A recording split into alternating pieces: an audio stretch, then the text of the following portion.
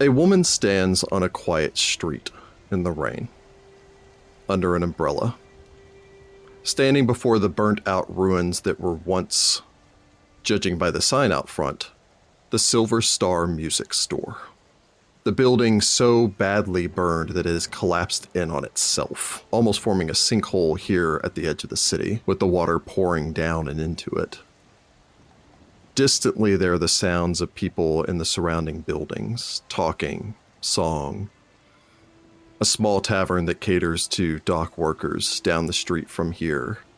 Every time its door opens, music spilling from inside before it closes again.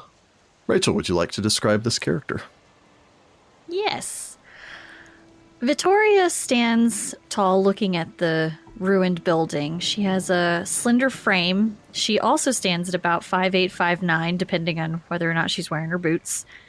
She definitely takes after her mother's elven heritage, inheriting the high cheekbones and dark eyes, but she has lighter hair. Her ears don't have quite the same length as a full-blooded elf, but she does have the distinct point. Right now, she's wearing kind of a more masculine tunic, favoring pants most days because she spends a lot of time out and about.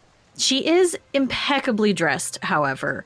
Everything about her tunic, her belts, her boots, her jacket, everything is in order and in place as it should be. Perception is everything. You're going to be one of those people, I see.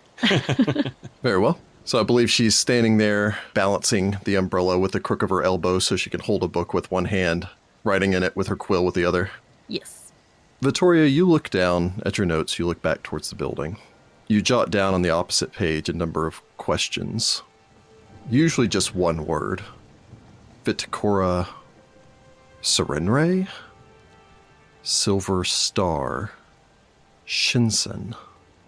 As you continue to jot down your notes, you hear the soft sound of approaching feet.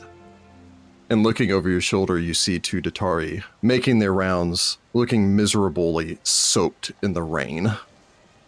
You can hear the clink, clink, clink, clink, clink sound of the raindrops bouncing off their metal helmets as they make their way about.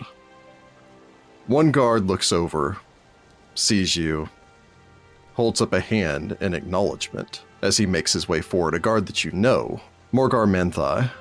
He smiles. Vittoria Scordato. On the case? More or less. I'm doing a bit of a private investigation. Ah. The other guard, which you don't know, steps forward, looks you once over, looks over the ruin. Shame what happened at the music shop. I hear the owner was a Serenite, he says, glancing over, mentioning the goddess of sun and healing and, generally speaking, most things good and righteous in the world. Maybe her shop burned down because she was worshipping the flame too much. Yes. He laughs. Morgar just nods a little bit in that, yeah, sure, sort of way. Yep, you made it funny. Good job. The man's face becomes a little bit more serious. Were you friends with them? Friends? No. I'm just saw the state of it and was curious. Well, maybe if she followed a proper religion and was a more loyal citizen, then these accidents could have been avoided. Accidents seem to be aplenty nowadays. A lot of people are not being careful enough. The guard turns to continue his patrol. Morgar watches him for a moment, lagging behind. Turns so his right shoulder is facing your right as you're almost at cross directions. Be careful of the new guards. He nods towards his partner. They've been more aggressive, and those who are more supportive of the citizenry have been relegated to desk jobs. Unfortunate. You should stay out of the new Lord Mayor's business. Vittoria just gives him a smile of, yes, of course. And stay away from the park tomorrow. The guards are going to be out in force. Sometimes it's best not to look too deep. Well, we both know I'm not very good at that. He shakes his head, taps the edge of his helmet in salute. Good evening, Lady Scordato. I am no lady. and that you know well. You're certainly higher crust than I am.